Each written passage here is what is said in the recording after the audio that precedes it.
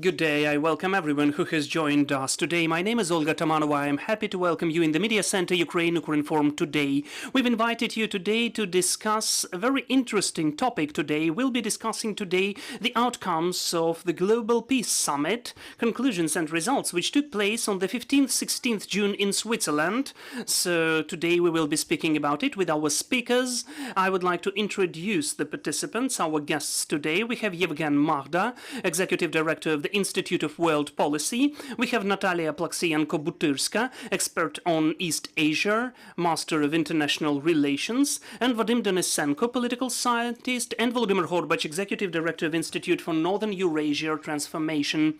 Hello, friends. So let us start with the conclusions. What conclusions can we make today according to the results of the Global Summit of Peace? We saw many opinions, many expert conclusions according to its results. So which most important conclusions have you made? Yevhen, let's start with you. Good day, thank you. The main conclusion is, in fact, in 8 letters. To be continued. So I think that we can see in the mode of real time how the search is going on of any way to peace. And for me, it's important that Ukraine, in this case, is playing a role of an initiator. The fact that the 10 peace formula points were made public and the meeting took place, and between them a year and a half passed, it witnesses that this process was rather complicated. It tells us that it looks like the puzzle, where we had tens of different components, and that we have this puzzle is already a success. However, Russia and unfortunately China were playing against the participation in the summit and against the representation at the high level. That was obvious. Still, I think that for Ukraine, this summit is witnessing that the war for us is still for a long time, as at this summit, the representatives of different clubs, if I may say so, a club of the West, a club of the Global South, they all were in their own repertoire. None of them have changed their position during the process, and it is also very demonstrative. As well as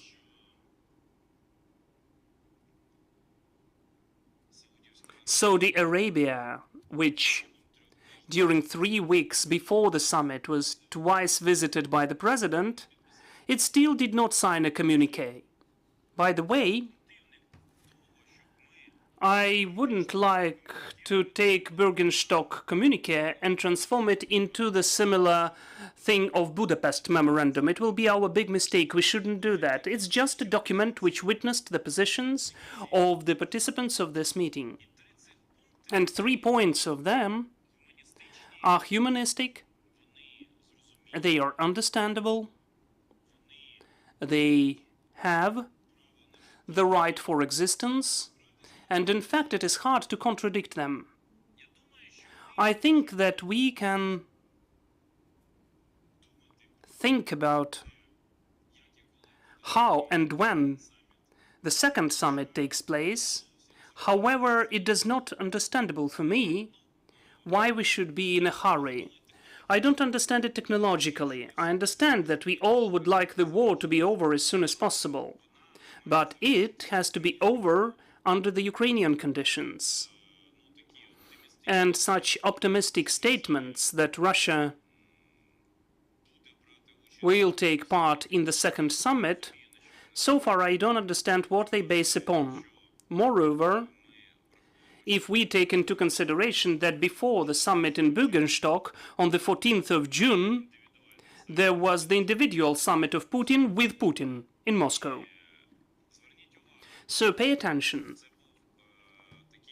It was a kind of demonstrative, two-component speech. On the one hand, the speech in the Russian Ministry of Foreign Affairs, which was taken for quotes by anyone. And on the other hand, there was the meeting with the so-called Special Military Operation Heroes. They have a program, a time of heroes. And Putin did not only highlight his participation in this show, but also he said that in the military actions and combats, approximately 700,000 people take part from Russia.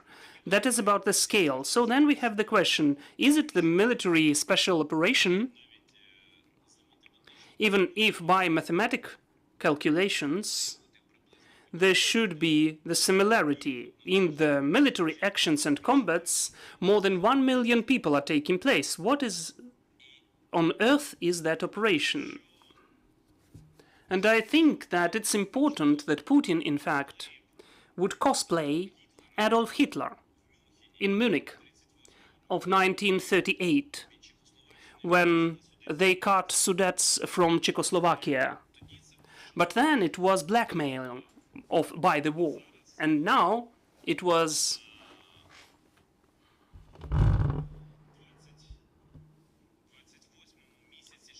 during the 28th month of the full-scale invasion. Just feel the difference.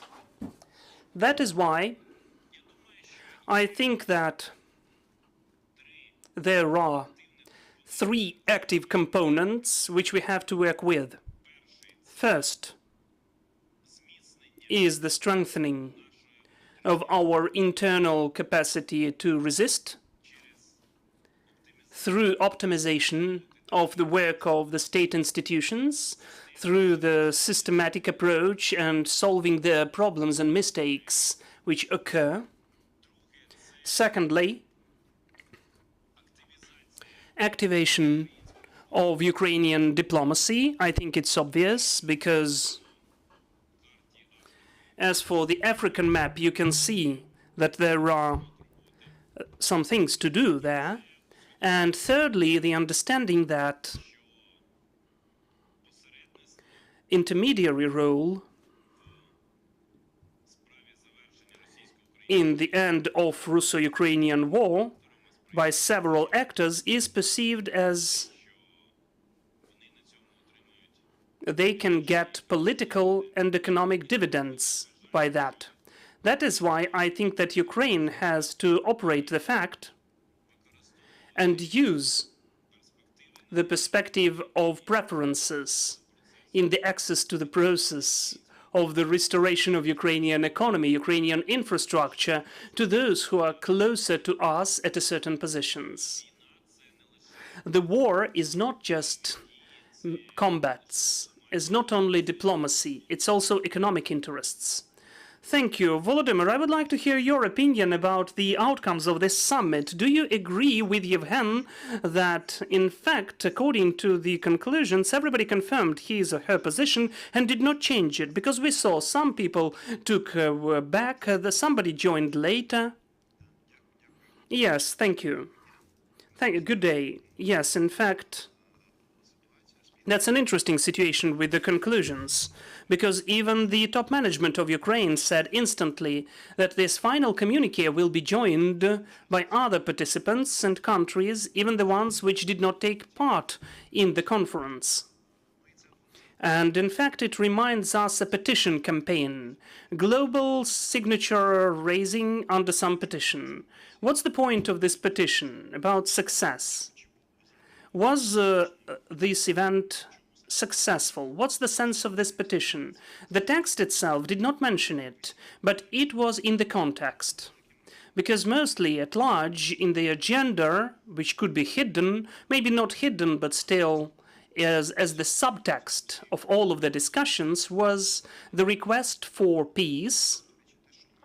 By the way, what we name and we say the Global Peace Summit, at the summit itself, The name was, the Swiss side named it Peace Summit in Ukraine, without the word global, though there was a request, a global request shaped for the peace in Ukraine. They named it, but the only way out, or just the way which we could hear, is the dialogue with Russia. How to achieve peace? Through the dialogue.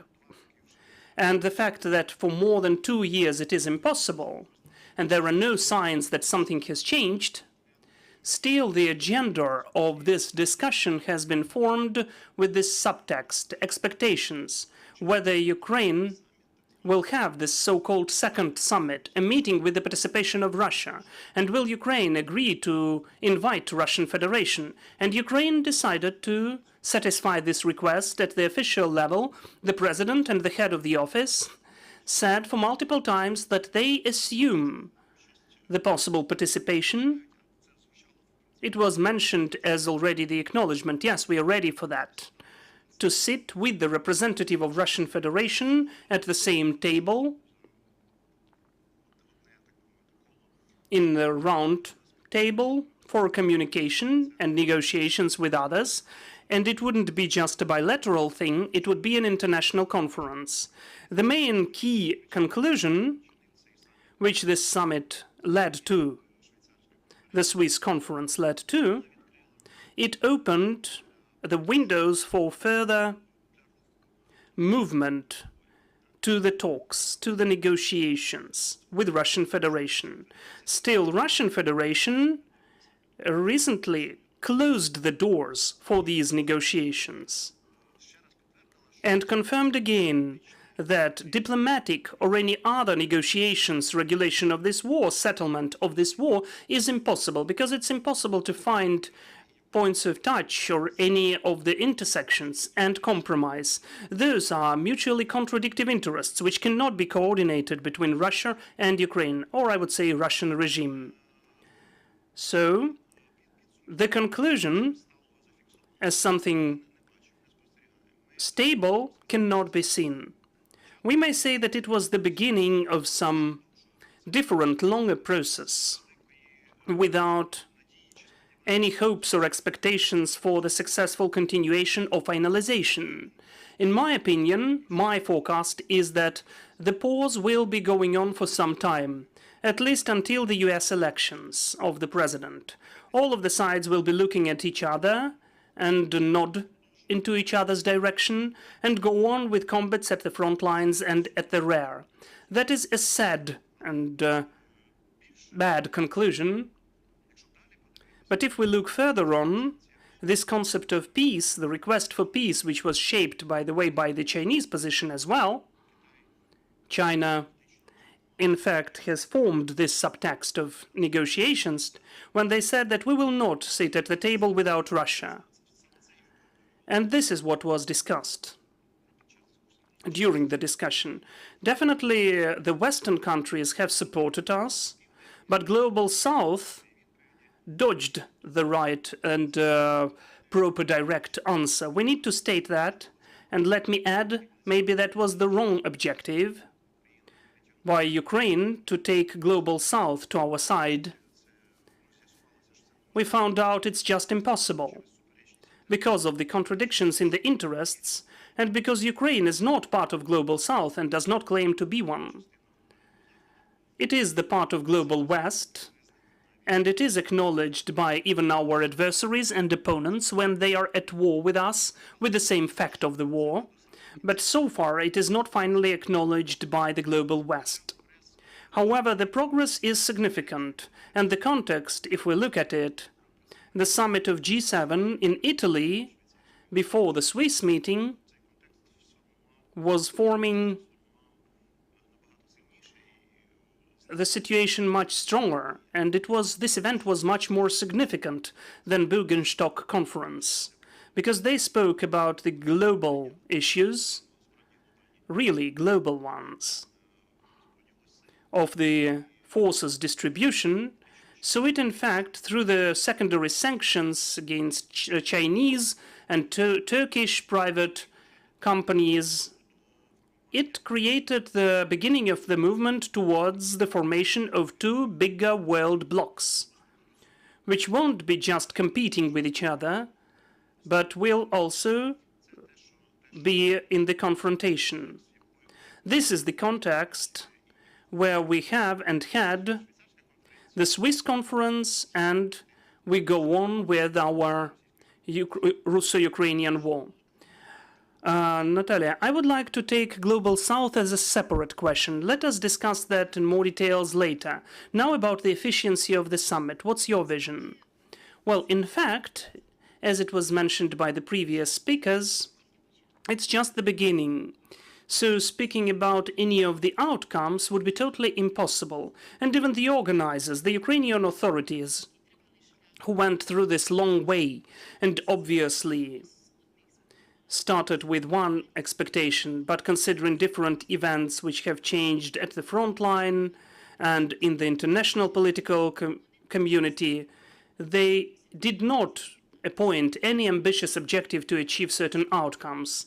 And we can see that even because out of the 10 points for the discussion, they brought only 3 of them, and the main objective was to collect as many participants as possible, and it was a kind of a quantitative objective for support.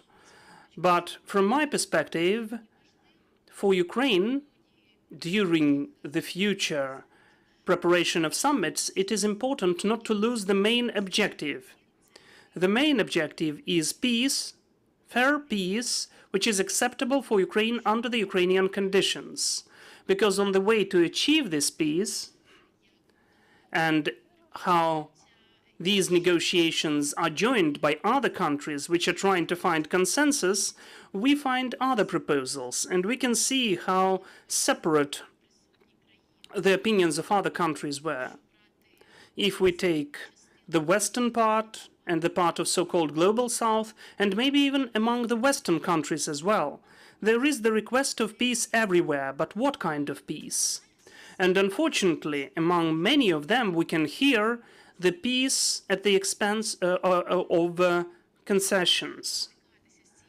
We will, in fact, face this proposal, whether we have the peace with concessions or it will be fair, but not that soon. And it will not depend on the summit, but on the position of Ukraine at the front line, on whether we have the pressure on Russia, in particular by the secondary sanctions, support of other countries, including China, and how comprehensive will be support of Ukraine, and whether the West understands or whether it is ready to live, understanding that the war in Ukraine is not a local one, is not just European one, and Russia multiplies different local conflicts all over the world, which can be visible or not that visible. So the response and support of Ukraine should be created to prevent the wider dissemination of the problems in the world at the global level. Thank you. Vadym, the main conclusions from you.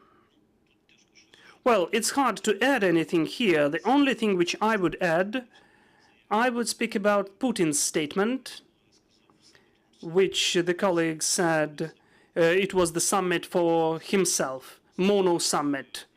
So, in fact, we need to understand specifically what Putin said. Putin de facto cut any ways to retrieve to himself and his surrounding.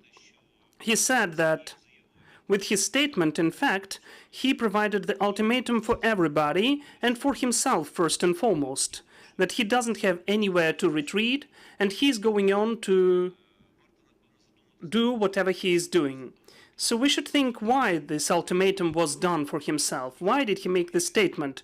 Because seems nothing was bad for him. From my opinion, it should be the global view on the what Yevhen said, what will be later on, what is to be continued. Because Putin is really afraid that if China is included into the negotiations process, Putin will be forced to make certain concessions. Because the situation in Russian economy, we can now say that the trade in fact, balance between Russia and China, in spite of the record level, we can see that it is very close to zero. So it is in the positive zone, but in fact it is close to zero. And according to the outcomes of 2024, with a high possibility, we may say that the trade balance between Russia and China will be, if not zero, it will be minus for Russia. It is just one of the examples that the situation in the economy of Russia is not that joyful as Putin likes to explain. And he tells that after the changes of Belousov and rotation of Belousov and his replacement, because something had to be done with the corrupt flows, which are not enough for anyone. So, in fact, if we say who is the main recipient of this Putin's ultimatum, obviously that was Xi Jinping and the Chinese People's Republic, which in fact was told that you can press on us, but Russia is not ready to retreat. And all of that is taking place with little concessions in Russian-Chinese relations. In particular, the latest one, which we almost did not notice, that Russia gave part of its territory, giving direct access to the river, which is called Tumannaya in Russian transcription. That is the river which is the border between North Korea and Russia. And de facto, China got direct access to the Japanese Sea, Sea of Japan. So these are the consequences of the summit, which my colleagues did not mention. Vadym, what about the perspective of the participation of Russia in the next summit? What would you say? On the one hand, the ultimatum of Putin for Ukrainian understanding is impossible. The negotiations and talks that we give away the territories which are not even occupied seems for us a kind of the story we cannot even imagine how it can be implemented. So what is the perspective? Because at the next round, Russia can be joining these negotiations. Well, and first of all, we need to speak about the time limits. The probability that it happens before the US elections exists, but it's minimal. It is totally minimal. As for what happens formally in 9 to 12 months, it is hard to imagine that.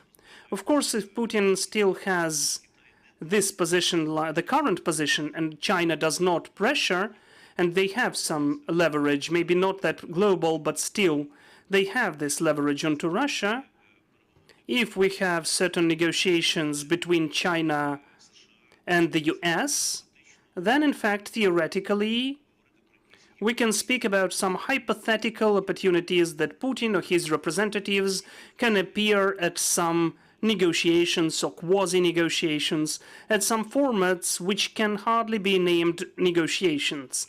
But still, considering the current reality, it looks like a science fiction story. And we shouldn't forget that for Putin, it is incredibly important to play his role in the game and to try to play the story when he forces the West for the negotiations, bargaining his relations with China, and the statement that he, as if, can cut the North Korea from the impact of China or Central Asia or somebody else. His visits to North Korea and his attempts internationally are targeted for that. He would fail because he doesn't have financial resources for that.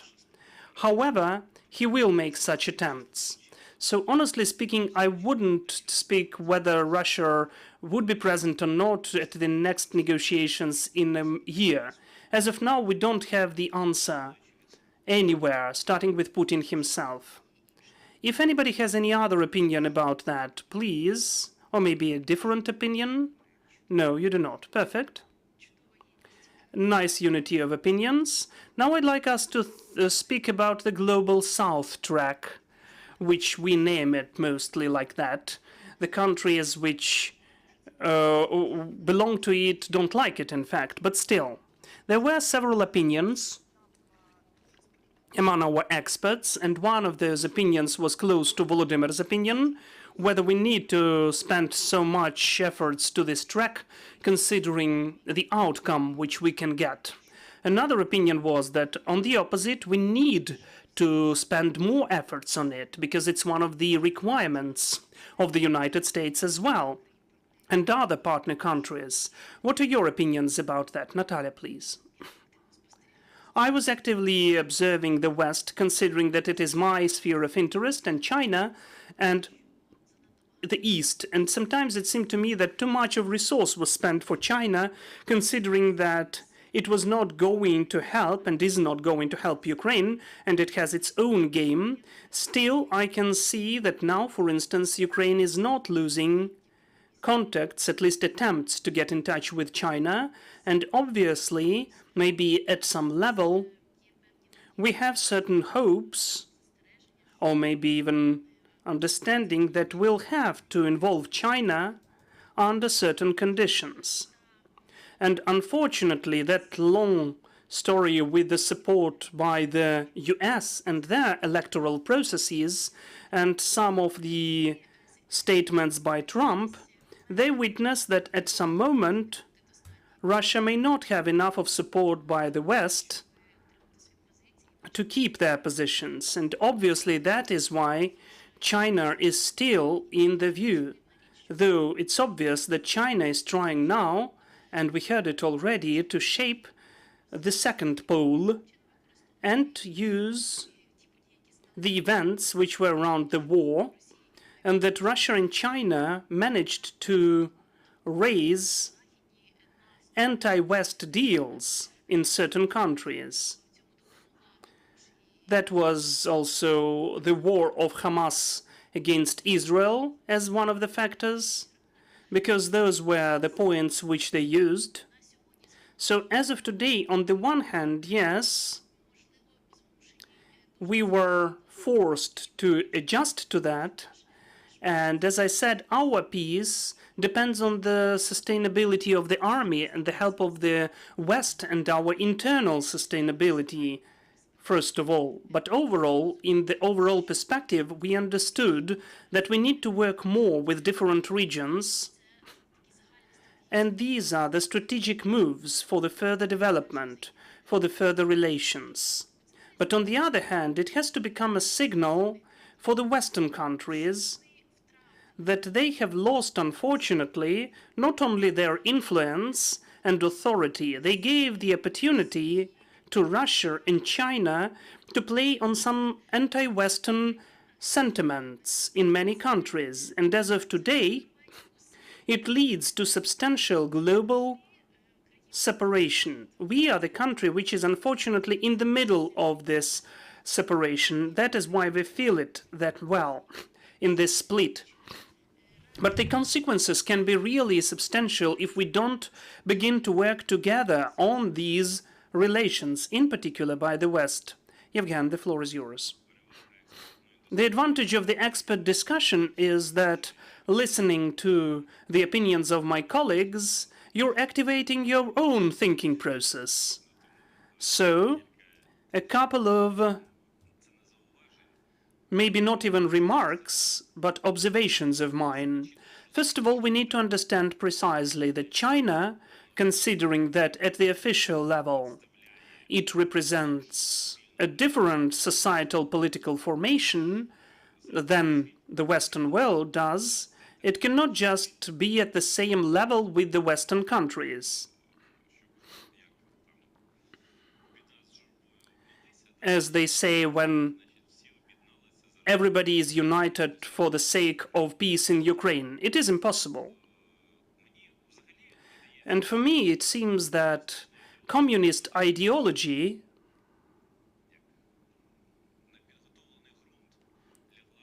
has been used for the well-prepared soil of the society of Confucius. But I'm speaking about a totally different thing. We will not solve the issue of relations with China during short term, though the visit of Andriy Sabiga to China looks to me a very demonstrative gesture that Ukraine is giving its hand and is saying that we are ready for the dialogue with you. And the dialogue, which shouldn't rely upon the fight between capitalism and socialism, but also cooperation, and that we could finalize the war as quickly as possible. There are several factors which we need to pay attention to. I was already speaking about our internal strengthening, our capacity to resist, because we do not know how long the war is going to be. And the point that the war is go on for 2 or 3 weeks has lost its relevance already. So we have, speaking about the information in Ukrinform about that, I need to emphasize we need to create this image of the light in the end of the tunnel. How long this tunnel may seem to us. And on the one hand, it's a complicated process, but it is necessary, because otherwise, in the end of the war, we'll face with the complex of issues which will be incredibly hard for us. The second point is that our internal issues, how they are extrapolated onto the West, for instance. We have to specifically remind ourselves that as of today, the substantial part of Ukrainian budget is being funded by our partners, and that is why corruption in Ukraine, and recently we had a kind of information wave, which tells that separate state officials, I have an impression they lost their instinct of self-preservation, totally. The person seems to be speaking about the light in the end of the tunnel. The person is getting towards the railway train and is not going to leave. So the issue is that this money, which is coming to us, this is the state budgets of our partners. And in the US, they'll have the elections and have a very tense electoral campaign. With a high probability, Trump will be saying that in Ukraine, they steal the money of American taxpayers. And for us, it will be a serious issue because we have a tendency to make it obvious. I don't know whether we can hear that in the UK. Maybe we can hear that in France. But the probability is rather high, because this is the topic which can be easily understood. The topic of your own wallet is close to any person. And another topic is the topic of our contacts with the South. Well, we can assume not just 3 points, but 2.5 points, because Black Sea shipping is deblocked. And Ukraine, in fact, has restored the export of grain.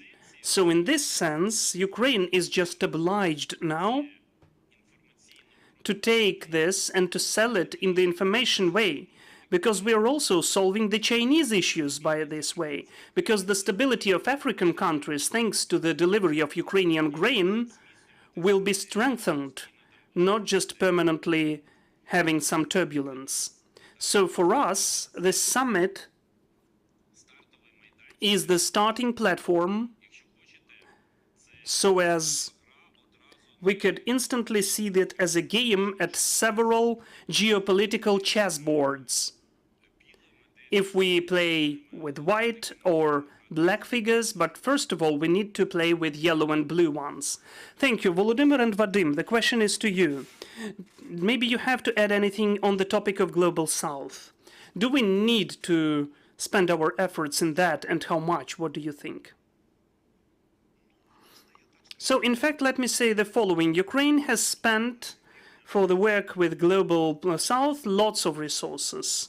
More than a year and a half of work with the organization of this event. These are resources of the Ministry of Foreign Affairs, first and foremost. And if the presidential office was dealing directly with the Ukrainian-American relations, the Ministry of Foreign Affairs with Ukrainian African, Ukrainian South American ones, and recently with Asian as well, and even the Chinese ones. Because Yevhen was speaking about the visit of the Deputy Minister of Foreign Affairs to China. That is true as well. But whether those efforts were worth it and the spending of these resources was worth it, it's a philosophical issue. We don't know what would happen if we did not do that. I would say it's an expert issue. Yes, but it's important to make conclusions of what we got. The outcome is the configuration of forces in the world. All of that is not taking place in the vacuum. That is in the context of what I'm speaking about, the confrontation between China and the US. And even the recent tendency between China and the EU in trade, and also the machines, cars and vehicles at the Chinese market. This is the beginning of the process. So in this context, we could see that China and Russian Federation can impact the countries of global South and to prohibit them to take part in this process, or to force them not to sign the final communique, or in certain cases even to force them withdraw their signature, which was already made. So the confrontation between the East and the West, or maybe the new East and the old West, is there already. And we can see it already out of what has taken place with the signatures and the participants. It's not just the argument, it's the proof of this confrontation. It's its reflection. And I would say that it will gain different, stronger, and even signs of these countering. In this case, we are in the situation that we need the voices and votes of Global South, but we understand that those votes are more looking at Moscow and Beijing than Washington, Brussels, or moreover Kyiv. And in this situation, I think it would be important to concentrate our efforts on the Western side, on those regions of the world and states, the countries, which really can and want to help us in our grief, in our situation. Not the ones who we failed to bring back to us. When we are speaking about the Global South, the overall picture, well, that is the very highbrow notion, Global South. We don't have Global North now, right? Russian Federation is out of the context, so we don't have Global North. Still, we have it the South and West. Honestly speaking, I lost my idea already. I lost the thread of the thought. So coming back to the South, in the configuration, I was speaking about the group of seven, the G7, the leaders of the collective global West. We have G20, formally speaking all of them, West and East together. But we also have such a format as BRICS, which is plus because it's expanded as well. This is the Global South without the West. That is what excludes G7, in fact. And all of those participants of BRICS were in fact,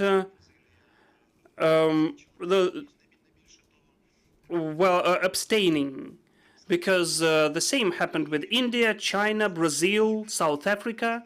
What are they waiting? Why did they do that? They are waiting for the end of the war, to be on the side of the strongest, the winner. They don't want to risk and to fight on their own. They don't see their interest in support of Ukraine. They are waiting whether the collective efforts of Russia and China, which is in fact with it in economic side, whether they manage to exhaust the resource potential of the West in the Russo-Ukrainian war, and to use this situation either economically or geopolitically, and each of the BRICS countries is the regional leader. They are associating themselves with Russia, which claims for exceptional interests in the neighborhood. This is how they associate themselves, maybe even subconsciously, with Russia and the opportunities which may be open after the end of the world order to dominate in their own region is the option which would open for them after Russian victory. They will never name that out loud. I am the only one who can afford myself. But they are ending how the Russian war ends. If we look at the future negotiations, peace negotiations, and the peace formula as a certain equation, we just need to give an answer whether it is possible to solve this equation without China. If we think that we can solve this issue without China, then we do not need to pay attention to Global South. If we think that it's impossible, then we understand that under any circumstances we need to pay as much attention as possible to China, and it would be better more countries of Global South. I think that solving this equation without China would be incredibly hard. And Volodymyr said about the last year and a half, unfortunately, since 2014, we didn't have any relations with China. De facto, during the last 10 years, we didn't have it. In fact, we didn't have Chinese policy in Ukraine as it is. We can name lots of examples why it happened like that and explain that. But let's take it as a fact. And what happened with the Commission and the first deputy of the Minister of Foreign Affairs, which was rather efficient in China, that is a big advantage. But let me repeat, the key issue is the issue on how we see the peace formula. If we understand that it is possible without China and China will be only the fifth wheel, then maybe we should just move properly into the Western direction, knowing that in the perspective of one generation, the world will be bisected at least into two global centers, the Western and the Chinese, and Russia will try to create its own center, though I think it will fail. And the second approach is, in fact, if we understand that it would be impossible to solve this equation, this task, not even the existential issue, but the current issue of this war without China, then we need to work with China and to think how to solve the issue of war and to create relations with the West and Global South. Thank you, dear colleagues and friends. If you've got any comments or questions, please join our conversation. Just let me know about that. And looking at the first part of our conversation, you came to the common conclusion that after the global summit, we are at the state to be continued. Let's see what happens then. And to have the efficient way on, we need to make our own home assignment. So what should it be so as we could finally achieve some efficient solution of this great and long process? What should it be? What should we do, at least till the next step, the next round of such negotiations or summits?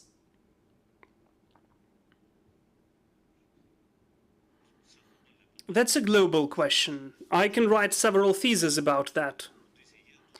Look, I will localize my answer, because what's painful for me should be the topic of my speech. So if we have now the current situation which was described for the previous 40 minutes, there is the global issue that Ukraine does not have a single center which would deal with the Russian studies, but also Ukraine doesn't have a single center, at least besides, except several experts who would deal with Global South. I'm not speaking about any of the local issues, like studying what is taking place in Vietnam, where Putin went to today. We have some of the experts, but we lack the understanding. We don't have the global institutions which would deal with that. And it is really important for us to strengthen our competency in that. So you mean that we don't even have basic things? Yes, how can we provide the diagnosis if we don't have the tools for diagnosis? Nataliya, please. According to my idea, first of all, we need to support and preserve internal unity. That's important. That's what gives us strength, because this is the long-term game. And we came to this acknowledgement that no one will fight for us. They can help us. They can support us. They can interfere or be our obstacles. To some extent, we understood that at this summit as well. So we need social unity, cohesion, and understanding of the responsibility of every single person at his or her place, what he or she is doing for the sake of the victory for this fight. The fight with the information impact, because recently a very bright and noticeable thing is that we had a very nice start, but recently we cannot be compliant and respond the Russian use of these factors, in particular at the international level. We spoke about the reforms and the fight against corruption. That is a very important factor, because together with this war we get through the internal transformation, which leads us to the EU accession, which leads us and will lead us to the NATO accession, and which will help Ukraine create, under favorable conditions, a very nice and attractive country. Those are the factors. As for the summit, it's obvious that the authorities, the ones who were dealing with that work, they got certain conclusions, what they need to make, and to work on that. Because when the summit, I already said that when the summit and the peace formula was presented by the president, we had totally different conditions. So this preparation has to get through the transformation according to the conditions, according to who we can rely upon, who we can't. So we are in the process, and it is hard. This process is a bit too long. It inflicts pressure on each of us. We were speaking about the light in the end of the tunnel, so each of us has to understand what we are striving for and what we personally can do about that. I'd like to support my colleague in the words she was totally right to repeat, that our strength is in our unity internally. First of all, we need to have the stake on the national strength and unity and cohesion. In this context, I'd like to drive attention to the unnoticed initiative of the previous president, Poroshenko, who said that the further discussions and negotiations on this peace summit in Ukraine and Switzerland could go on at the General Assembly of the UN, which will be open in September this year. It will also be the format of work with the Global South. Almost all of the delegations will be there, the absolute majority of the world countries, and at this platform will be able to provide those negotiations, dialogues, and discussions with the same useful ratio as we could see in Bürgenstock last week. And we shouldn't, of course, see such situations when the opposition politicians are not allowed to go abroad to the international meetings. This is the sign of weakness, and our opponents and enemies are using that. What will happen after that? That the official representatives of Ukraine at the conference and President Zelensky, first and foremost, should speak about just peace. This is the just red line, I would say. Unfair peace would not be perceived in Ukraine. And the unfair peace will not just survive. And this is the red line which we need to speak about firmly. So, in fact, it would mean that there will be a certain pause, a break. Ukraine gave the signal that it is ready for the peace at the fair conditions, under fair conditions, and even ready to hypothetically speak with the Russian representatives at the next summit. Ukraine shows its goodwill, because the global expectations is that Ukraine should have some peace settlement. We are compliant with these global expectations, including the internal Ukrainian ones. But Russia is closing the door to this way. It creates the situation of pause and is waiting.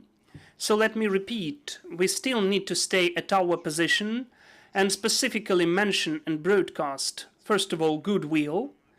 That is good in this case, and we should understand that we need to have an opportunity to stop at the red line of fair peace and not to have any concessions after that.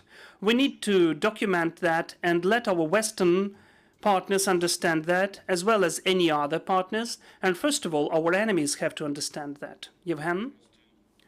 Well, just when we are speaking about the preparatory measures, first of all, we need to work with a long-term perspective. This is the obvious reality, because in the modern world, the ones who do not create any long-term strategies with tactical actions will lose. Secondly, how many citizens understand what peace plan of Volodymyr Zelensky is and what 10 points are?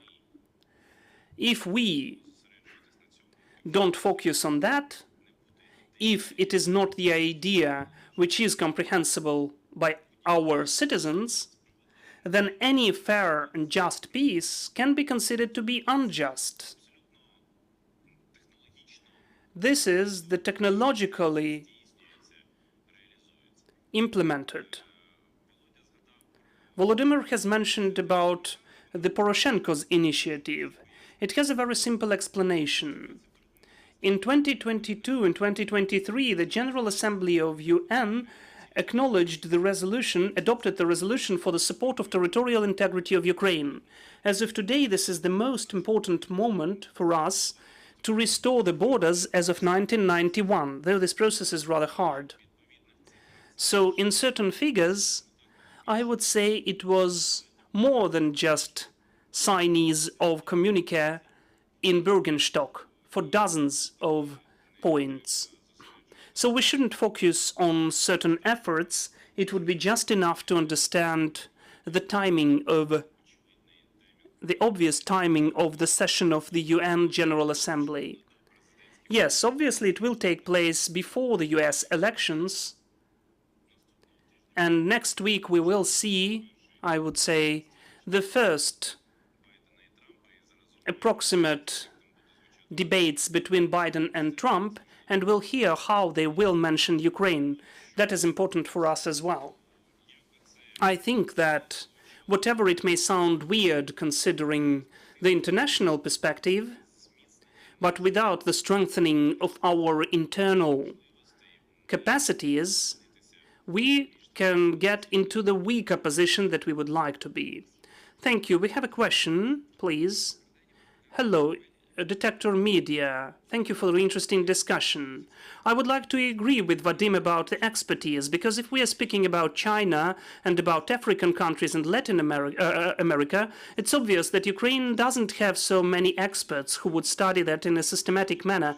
So I have such an impression that now at the West, they still do not understand that you need to formulate kind of one idea, one narrative. Many people speak about many strategic narratives. It was one of the topics of Riga dialogues of strategic communications, where I took part in the beginning of June. And Ukraine and West are in the situation when we want higher involvement of the global South, though we don't like this notion. And Ukraine uses this notion much more than any academics which study colonialism, but still. What is that narrative, according to your opinion, that Ukraine and the West should formulate a separate narrative for separate regions like Africa, the Pacific, the Middle East?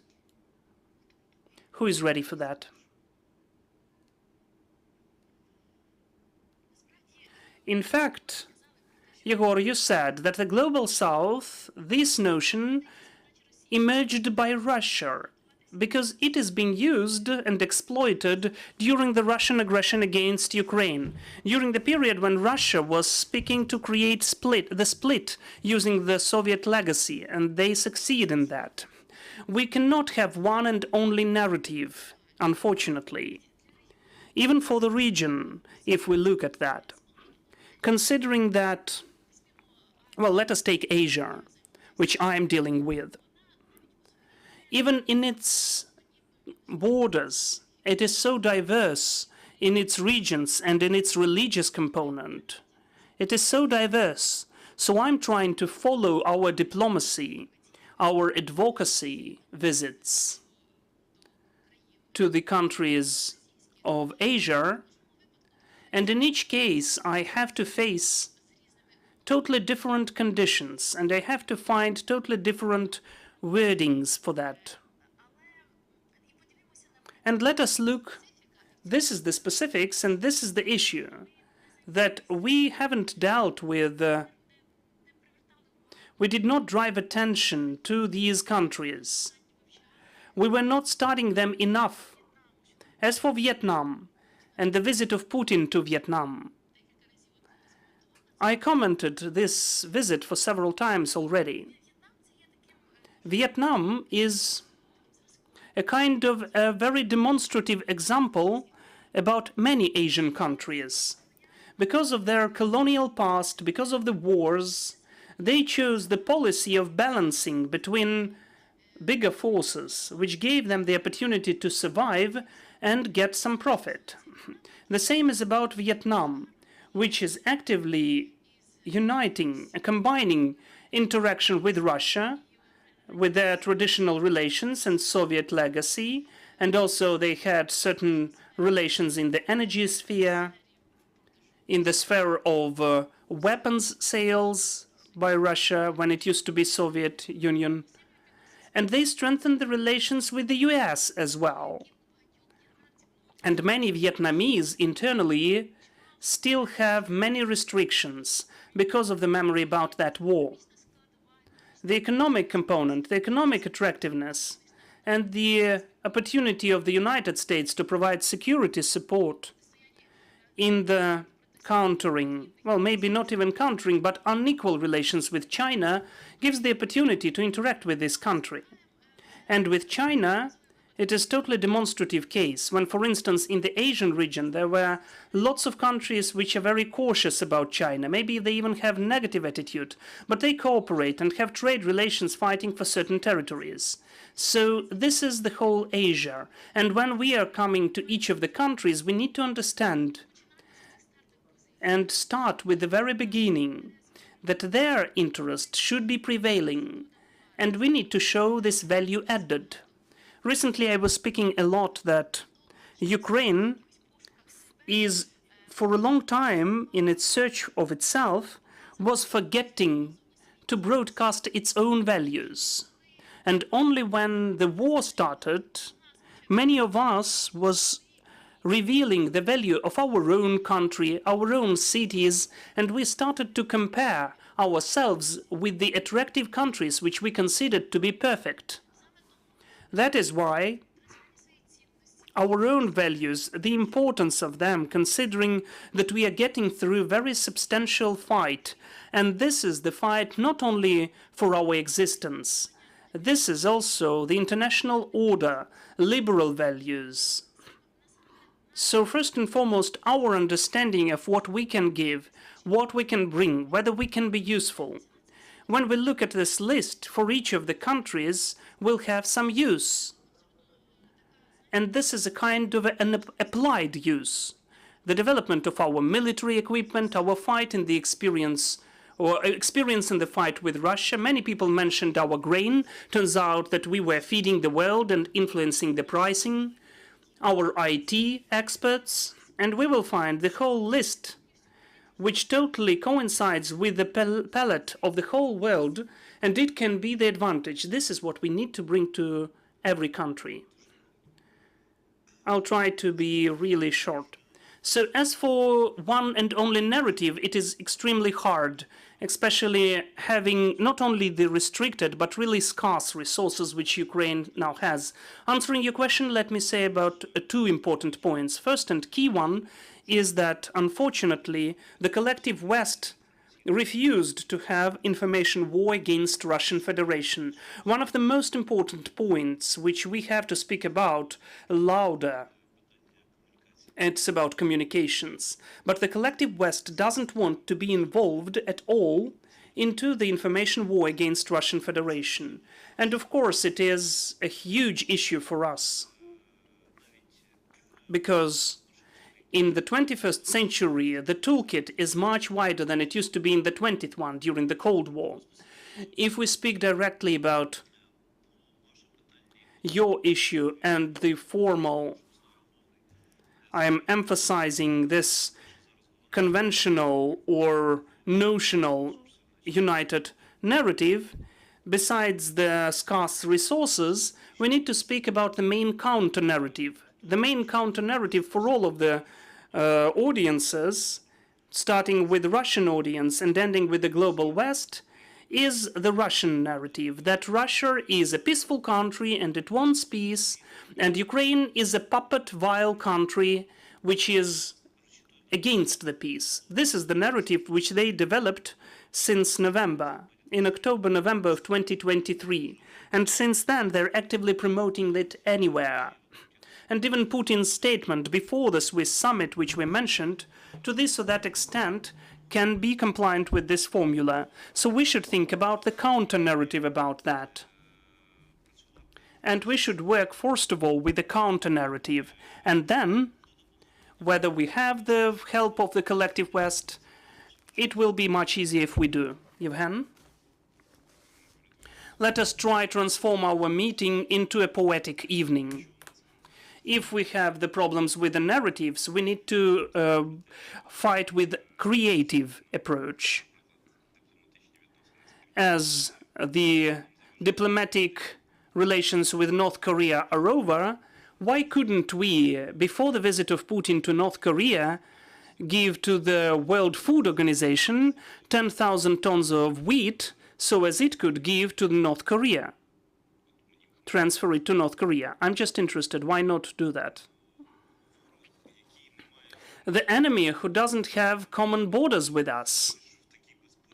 In this case, we would work to form the attitude of other countries of Global South. Obviously, we will not change the attitude of North Korea, how it looks like now. But it can be used as the information reason.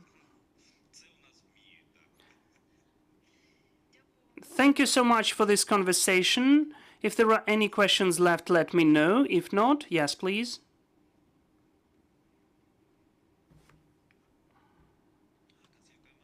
Японии,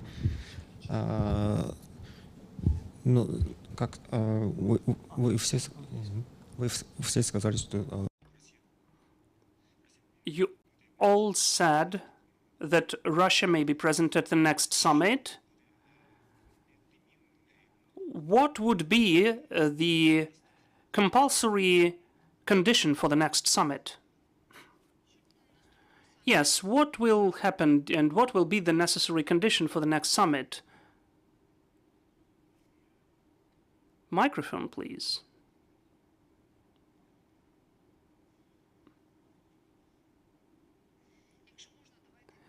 If you may, could you say more details about your question? Could you clarify your question, please? What are you interested? What will take place? how the next summit with Russia? I mean. Is it possible to conduct the next summit without Russia? What do you think? We are speaking about the efficiency, not just about summit as it is. Is it possible to have summit without Russia? It is possible, but I doubt that it is needed. Do we need the next summit with Russia? It depends on Russia. If the wonder, the miracle happens, and the Russian Federation has internal changes within it, in the state or in the thinking of the leaders or just in the opinions of the dictator, and they suddenly will have a goodwill strike, then it will be possible. So far, there is not a single sign for the opportunity or probability of regulation of this war or settlement of this war through the goodwill. I don't see anything like that. Russian external foreign policy and strategic culture do not foresee the equal negotiations and talks with anybody. They can have concessions only when they see hopeless situation. That is proved by history. Any concessions are still considered to be temporary and forced. This is just the reason for the future revenge and the war. So strategic culture of Russia does not foresee equal negotiations. Moreover, with Ukraine, which is not considered to be a subject at all, it is considered to be a proxy force of the collective West or the United States. They are looking at Ukraine and they don't see Ukraine. They see the US. Ukraine, in this sense, is not visible at all. And in this sense, what Russia strives to get with this war, it doesn't want to have talks with Ukraine. For Russia, it is a technical issue. It would like to have talks with the US about the new order of the world, its own zone of impact, domination over its neighbors. This is the strategic interest of the Kremlin regime. So we can conduct many different summits and wonderful ideas, and they will be naively broken by Russian position and their strategic culture. The peace formula, which is mentioned by Ukraine, obviously will not be the one which Russia likes, but any other formula will not be liked by Ukraine. So until the world, the whole world, including the West, the South, the East, the North, until they perceive these peace probable, that it can be achieved through concessions to the aggressor, not through the punishment of the aggressor, the situation will be a dead-end situation. I thank you. I would like to express my gratitude for this conversation. It seems to me it turned out to be interesting and full of sense. Thank you for everybody who joined it, and I do hope that we all got a bit more understanding of the whole process, and we will notice its continuation. Thank you so much, and just now our team is preparing the schedule for tomorrow, so see you. Goodbye.